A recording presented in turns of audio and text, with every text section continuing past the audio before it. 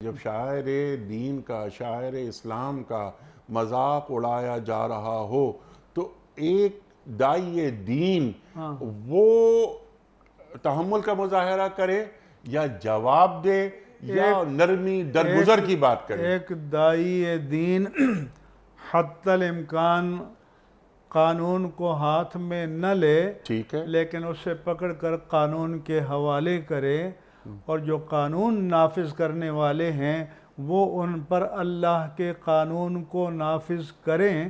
اگر وہ نہیں کریں گے تو وہ بھی اتنے ہی مجرم قرار پائیں گے۔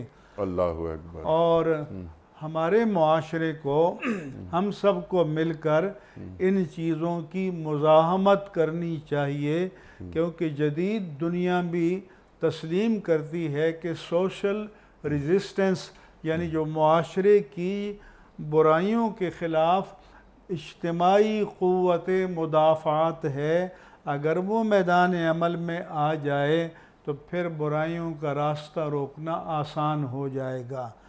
اب یہ جسارتیں اس لیے کی جا رہی ہیں کہ جو حق کے علم بردار ہیں ان میں دینی حمیت اس درجے کی نہیں رہی۔